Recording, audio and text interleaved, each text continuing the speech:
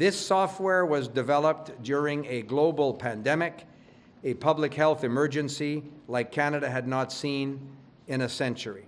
We needed to act quickly to keep Canadians safe and adapt every process accordingly.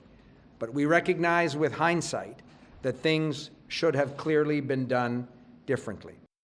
While you can't pay your bills, where you can't afford a home, he's taken $60 million of your tax dollars and given it to a corrupt app, ArriveCan, that doesn't work, that we didn't need, and that went 750 times over budget.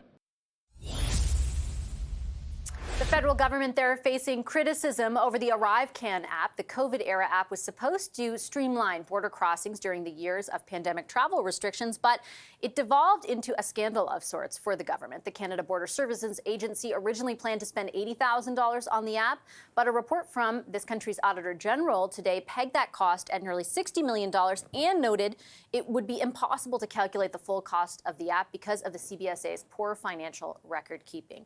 For more on what's going to happen now, we're joined by Liberal MP Yasir Naqvi, who's also Parliamentary Secretary to the Minister of Health. Hi, Mr. Naqvi, great to have you here. Thank you, Vassy. I appreciate you making the time. My first question is a very simple one.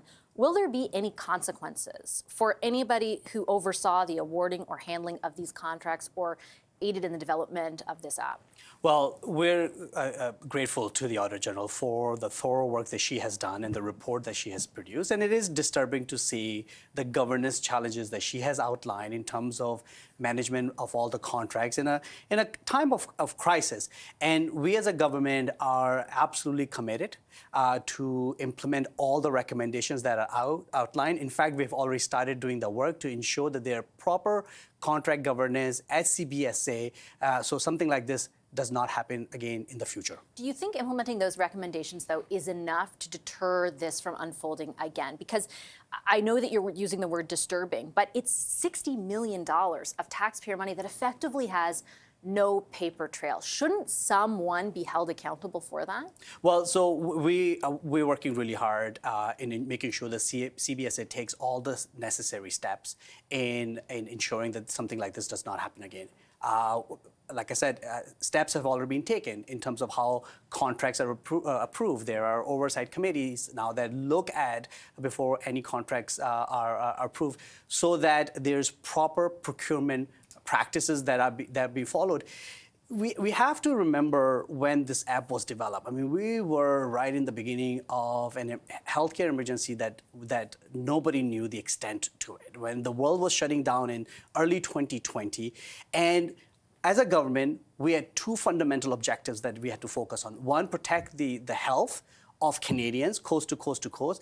And number two, make sure that our economy remains strong as the entire world was shutting down. And this was one of the tools that was necessary to allow for flow of goods coming in and out of Canada in a safe way and prevent the spread of COVID-19. And I do understand, especially at the start of the pandemic, the pressures and the speed with which the government was expected to act. And I think the Auditor General talks about that, and she certainly did in our interview as well.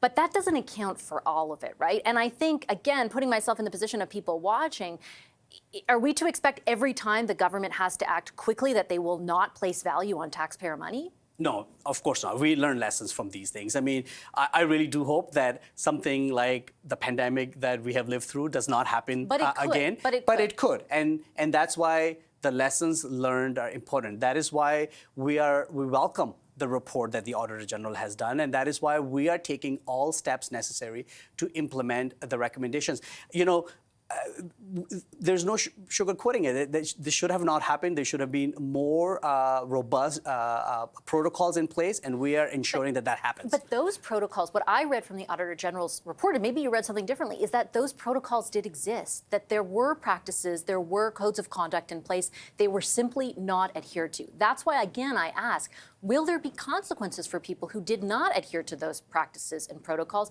and did not, it appears, adhere to a code of conduct about disclosure disclosing, for example, when you're meeting with contractors for dinner? Yeah, we want to make sure that all government departments, regardless of what circumstance and the speed in which we have to implement a particular measure, is looking at follows the rules that are put in place, that there is a strict enforcement and compliance with these rules. That is why we, through our Ministry of Procurement Services and Public Canada and Public Safety Canada, are working with government agencies so that we learn lessons from what happened with the ArriveCan app and it's not repeated again. But you're unwilling to hold people, specific people, accountable. And I'd like, if you could, for you to explain exactly why. And I'll bring one example into this. I mentioned it briefly, but the CBSA officials, it was raised in this report, having a close relationship with certain contractors, noting that the officials in question were invited to dinners and other activities. Those people could still be working and still be awarding contracts. What is to prevent this kind of thing from happening again in those instances, because you're unwilling to hold those people to account? Well, there are, of course, consequences. If somebody did not follow the rule, there are always going to be consequences. Have there been?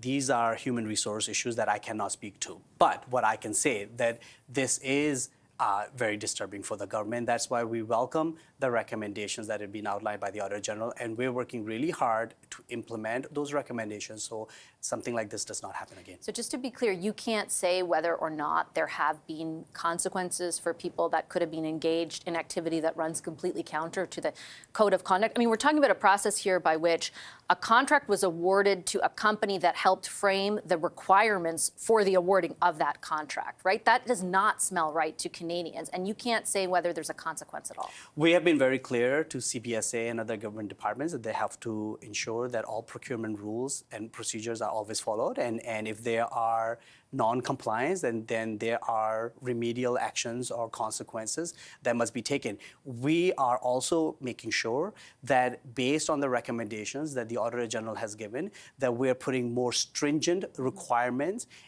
so that department officials who do the procurement, who oversee the procurement, which is the right way to do it, because you do not want politicians be doing this, follow the rules as they are designed and implemented. Have there been, and I'm not asking you to disclose to whom or how many, but have there been consequences? You said if it happens that there have been a contravention of the rules, that there are consequences.